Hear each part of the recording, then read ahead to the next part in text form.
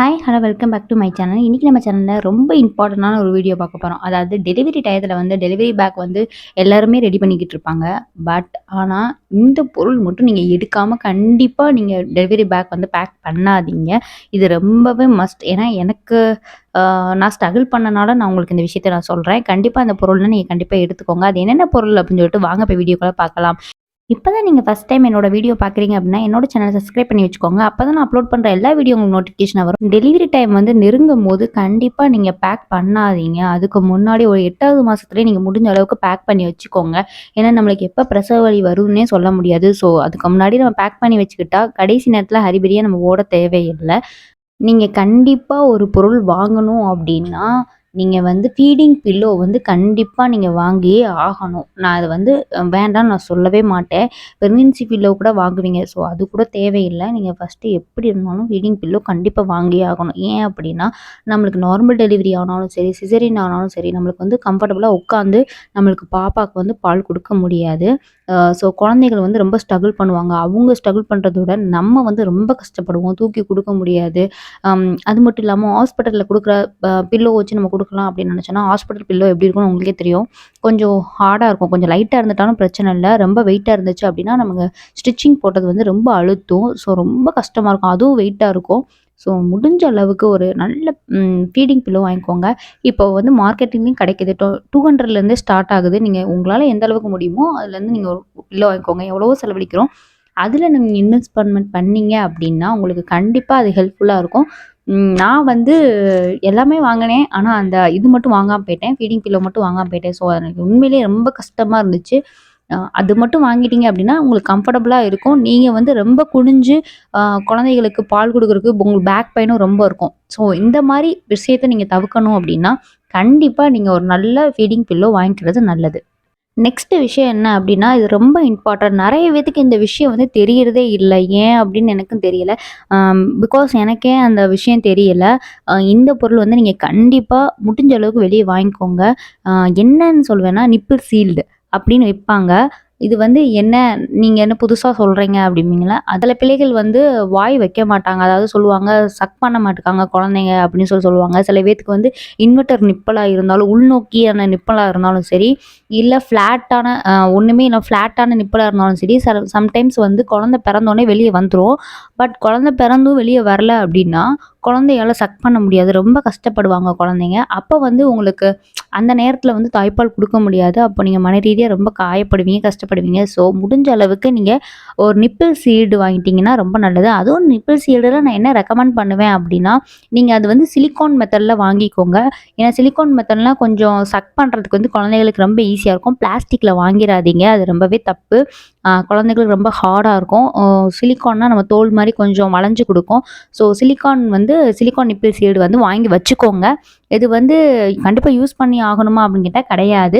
நீங்க முடிஞ்ச அளவுக்கு வந்து ஒரு கையில சேஃபா வச்சுக்கிட்டீங்க அப்படின்னா, கடைசி நேரத்தில குழந்தை பிறந்து நம்மளுக்கு அந்த மாரி நிப்பிள் வெளிய வரல, இல்ல குடுக்க முடியல, குழந்தையால சக் பண்ண முடியல, குழந்தையால உறிஞ்சு குடிக்க முடியல அப்படின்னா, நிப்பிள் ஷீல்டு யூஸ் பண்றது ரொம்பவே நல்லது. கொஞ்ச நாள் யூஸ் பண்ணுங்க. அதுக்கப்புறம் குழந்தைகளே நார்மலா நம்ம நிப்பிள்ல வந்து குடிக்க ஆரம்பிச்சுருவாங்க. ஸோ முடிஞ்ச அளவுக்கு இத வாங்கி வச்சுக்கோங்க. ஏன்னா நான் இந்த விஷயத்துல வந்து ரொம்ப ஸ்ட்ரகிள் பண்ணேன். இது வந்து ரொம்ப காஸ்ட்லிலாம் கிடையாது. 200லயே நமக்கு கிடைக்குது. வெளிய ரூ. 200க்கு நம்ம மெடிக்கல் ஷாப்ல கேட்டாலே அவங்களே குடுத்துருவாங்க. நெறைய மெத்தட்ல இருக்கு. நான் சொன்ன மாரி சிலிக்கான் டைப்ல நீங்க வாங்குனீங்கன்னா, அது ரொம்பவே நல்லது. இப்ப வந்து நெக்ஸ்ட் நான் சொல்லப் போற விஷயம் வந்து ரொம்பவே இம்பார்ட்டன்ட். ஏன்னா, வில்லேஜ் சைட்ல இருக்கிறவங்களுக்கு வந்து மேக்ஸிமம் வந்து அ இத வந்து யூஸ் பண்ணா எல்லாருமே என்ன சொல்லுவாங்க அப்டின்னா, "நீங்க பவுடர் பால் குடுக்குறீங்களா? ஃபார்முலா மில்க் குடுக்கீங்களா?" அப்டின்னு கேட்பாங்க. அது என்ன அப்டின்னா, நான் பம்ப் அதாவது நீங்க கண்டிப்பா ஒரு கையில வந்து ஃபீடிங் பம்ப் வந்து வச்சிருக்கணும். எதுக்கு நான் சொல்லுவேன், ரெக்கமெண்ட் பண்ணுவேன் அப்டின்னா, அ இது வந்து நம்மளுக்கு வந்து பால் கட்டிக்கிச்சு அப்டின்னா, குழந்தை அந்த அளவுக்கு குடிக்கல அப்டின்னா, பால் கட்டிக்கிச்சு அப்டின்னா, நம்மளுக்கு கண்டிப்பா அத வந்து அந்த பால வந்து வெளிய எக்ஸ்பெல் பண்றதுக்கு வந்து நமக்கு கண்டிப்பா ஒண்ணு வேணும். மேனுவல் பிரஸ்ட் பம்ப் வந்து நீங்க கண்டிப்பா வாங்கி வச்சுக்கோங்க. இது ரொம்பவே இம்பார்ட்டன்ட். எனக்கு ரொம்பவே யூஸ் ஆச்சு. ஸோ இந்த மாரி நீங்க வாங்கி வச்சுக்கனால தப்பு இல்ல. ஏன்னா குழந்தைகள் வந்து கொஞ்சம் தான் அவங்களுக்கு வயிறளவு இருக்கும் அப்படிங்கும்போது பால் கொஞ்சம் தான் குடிப்பாங்க. ஃபர்ஸ்ட்டு கொஞ்ச நாள் ஒரு 3 டேஸ், 4 டேஸ் வந்து அவங்களுக்கு கம்மியா தான் பால் வந்து தேவைப்படும். நம்மளுக்கும் கம்மியா தான் சுரக்கும். அத நினைச்சு நீங்க வருத்தப்படாதீங்க. அதுக்கப்புறம் போக போக வந்து நம்மளுக்கு வந்து குழந்தை பிறந்துச்சு அப்படின்னு சொல்லிட்டு என்ன சொல்லுவாங்க, கருவாடு குடுப்பாங்க. நெறைய குடுக்கும்போது நம்மளுக்கு வந்து எப்படின்னா, பால் அதிகமா சுரக்க ஆரம்பிச்சுரும். சுரக்க ஆரம்பிச்சுருச்சு அப்படின்னா, பால் அந்த அளவுக்கு குழந்தை இன்டேக் பண்ணல அப்படின்னா, நமக்கு பால் கெட்டிக்கிரும். பால் கெட்டிக்கிச்சு அப்படின்னா, நமக்கு நெக்ஸ்ட் லெவல் வந்து ஃபீவர் வந்துரும். ஸோ அத தடுக்கிறதுக்கு நீங்க பால வந்து வெளிய எடுத்து வச்சுக்கிறது ரொம்பவே நல்லது. அந்த பால் இப்ப வேஸ்ட்டா போயிருமே அப்படின்னா, அப்படிலாம் கிடையாது. நீங்க அத வந்து சங்குல ஊத்தி நீங்க குடுக்கலாம். இன்னொன்னு விஷயம் என்னன்னா, நீங்க கண்டிப்பா ஒரு சங்கு வந்து வச்சுக்கணும். நீங்க கையில வச்சுக்கணும். சங்குல ஊத்தி பிள்ளைங்களுக்கு அந்த பால வந்து வெளிய வேஸ்ட் பண்ணாம அந்த பால நீங்க குடுத்துக்கலாம். நெக்ஸ்ட் வந்து நான் எதனால இந்த மேனுவல் பிரெஸ்ட் பம்ப் வந்து ரொம்ப இம்பார்ட்டன்ட் நான் சொல்லுவேன் அப்படின்னா, நம்ம வந்து குழந்தை பிறந்த உடனே நம்ம என்ன கண்டிஷன்ல இருக்கோம்னு தெரியாது. இல்ல குழந்தை என்ன கண்டிஷன்ல இருக்குன்னு தெரியாது. மேபி குழந்தை வந்து ரொம்ப கிலோ கம்மியா பிறந்தாங்க, எடை கம்மியா பிறந்தாங்கன்னா இன்குபேட்டர்ல வச்சிருப்பாங்க. எடை அதிகமா பிறந்தாலும் இன்குபேட்டர்ல வச்சிருப்பாங்க. இல்ல வேற ஏதாவது ப்ராப்ளம் அப்படின்னாலும் இன்குபேட்டர்ல வச்சிருப்பாங்க. பட் இன்குபேட்டர்ல வைக்கும்போது அவங்க வந்து அ நம்ம பிறந்த உடனே தாய்ப்பால் குடுக்கணும்னு சொல்லுவாங்க. ஸோ இந்த மாரி இன்குபேட்டர்ல வச்ச குழந்தைங்கள வந்து உடனே கையில குடுக்க மாட்டாங்க. ஸோ நம்ம தாய்ப்பால் உடனே குடுக்கணும் அப்படின்னா, நம்ம மேனுவலா இந்த மாரி நம்ம பம்ப் பண்ணி வச்சுக்கிட்டோம் அப்படின்னா, அந்த பால நம்ம குடுக்க சொல்லிக்கலாம். அவங்களும் கேட்பாங்க. அவங்களே கேட்பாங்க. ஸோ இந்த மாரி இருக்கும்போது நீங்க அந்த குழந்தைகளுக்கு தாய்ப்பால் குடுத்துக்கலாம். ஸோ நல்ல ஆரோக்கியமாவும் இருக்கும்.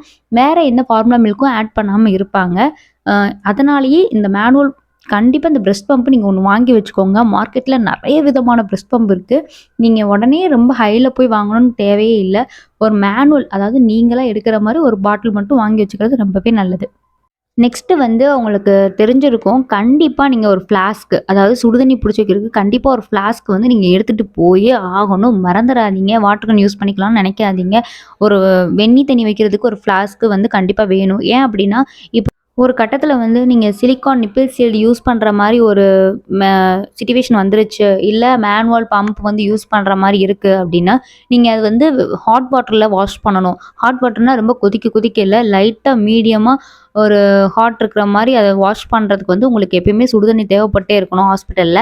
ஸோ, அதனாலேயே நீங்க வந்து ஒரு ஃப்ளாஸ்க் வாங்கி வச்சுக்கிட்டீங்க அப்டின்னா, உங்களுக்கு ரொம்பவே நல்லது. ஃப்ளாஸ்க் வாங்கணும் கிடையாது. இப்ப எல்லா வீட்லயும் இருக்குது. நெக்ஸ்ட் நான் என்ன சொல்லுவேன் அப்டின்னா, ஒரு ஆஃப்டர் டெலிவரிக்கு அப்புறம் வந்து அந்த காலத்துல என்ன சொல்லுவாங்க அப்டின்னா, டெலிவரி ஆயிடுச்சு அப்டின்னாலே ஒரு சாரி எடுத்து வயித்த சுத்தி டைட்டா கட்ட சொல்லுவாங்க. ஏன் அப்டின்னா, உள்ள இருக்க மசில்ஸ் வந்து உள்ள போகணும்.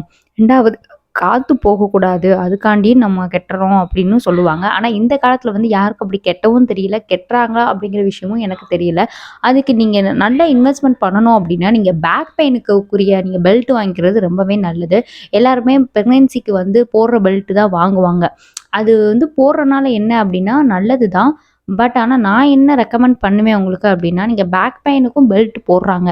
நீங்க அந்த பெல்ட்டுக்கு போயிட்டீங்க அப்படின்னா, உங்களுக்கு பின்னாடி போக போக போக வந்து உங்களுக்கு பேக்குக்கு வந்து ரொம்ப சப்போர்ட்டா இருக்கும். ஏன்னா பேபி நம்ம அப்பதான் டெலிவரி ஆகி முடிச்சு வந்திருப்போம். ஸோ பேபிய தூக்கி நம்மளால ஃபீட் பண்ண முடியாது. இந்த மாரி விஷயங்களுக்கு வந்து நம்ம பெல்ட் போட்டிருந்தோம் அப்படின்னா, நமக்கு ரொம்பவே சேஃபா நம்ம பேக் பெயின் இல்லாம நம்ம வந்து குழந்தைக்கு பால் குடுக்கலாம். ஸோ இந்த மாரி விஷயங்கள்ல வந்து நீங்க கண்டிப்பா வந்து உங்க பேக்ல எடுத்து வச்சுக்கோங்க.